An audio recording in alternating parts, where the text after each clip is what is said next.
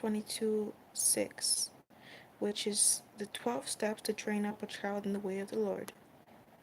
Now, Proverbs 22:6 is not a divine promise, but a general and practical rule that accompanies the educational process of children when teaching according to certain principles. Tendencies for individuals to develop those principles. Of course, there are exceptions to the rule, and each individual will eventually decide their own path. Now, number one is to spend quality time together. Love the Lord your God with all your heart and with all your soul and with all your strength. These commandments that I give you today are to be on your hearts. Impress them on your children. Talk about them when you sit at home and when you walk along the road, when you lie down, when you get up. Deuteronomy 6:5-7. Notice that the foundation text says teach on the way. This implies the presence of the one who teaches. Walking together with the child, Moses instructed the people to teach their little ones when sitting at home, walking along the road, when lying down and getting up. Today it has become increasingly common to delegate of children to third parties, nannies, daycares, schools. I don't know how complex it can be. In some cases, to balance parental involvement with all the daily demands and activities.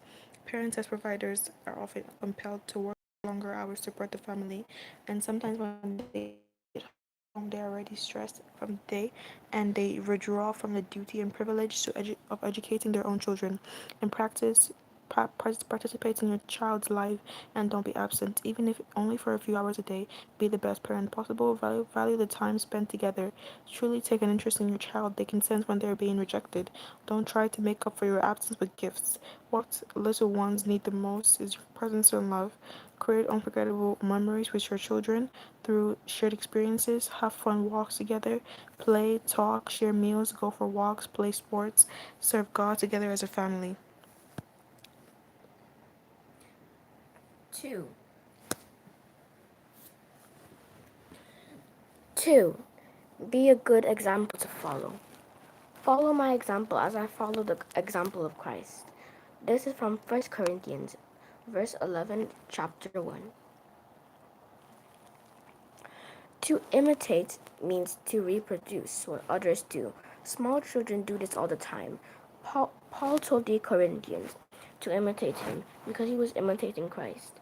Truly, we need to be imitators of Jesus. But what we see in others doing is much more easily absorbed than what we simply hear. Practical examples are far more educational than verbal instructions.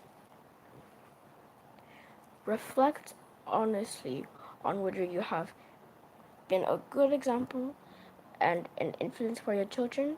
Be a model in Christian living in your interactions and in moral ethical conduct. In practice, your children will learn much more from what they see their parents or adults doing from what they hear being said. Strive to act in ways to demonstrate important values love, faith, honesty, responsibility, truth, empathy, self control, resilience, and hope, etc. 3. Kindness, teach good behavior, manners, polite behavior, and respect. Follow God's example therefore, as dearly loved children, and walk in the way of love just as Christ loved us. Ephesians 5:1-2. When we imitate God, we reflect that love that Jesus taught us. This means being genuinely kind, respectful, and honest.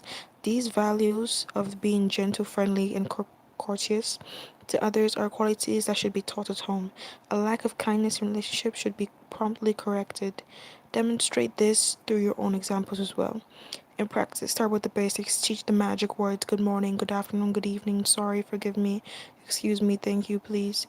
Thank your child when you do something that you asked. Apologize when you've done something wrong. Say excuse me when you need to pass by. Teach your child to think about others with well-being and to act with kindness whenever possible.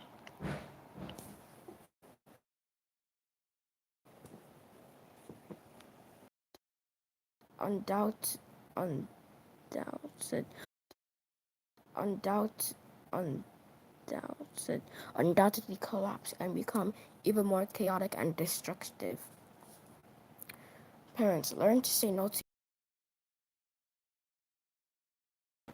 con- consumerism, and individualism have become the norm.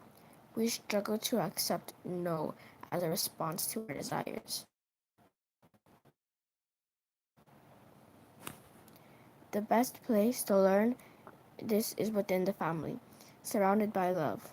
Parents who say yes to everything are causing an irreversible harm to their children. These children will grow up believing in in easy solutions, as they won't always receive favorable answers for everything they want. Be wise and intentional. Your child needs to learn to grow.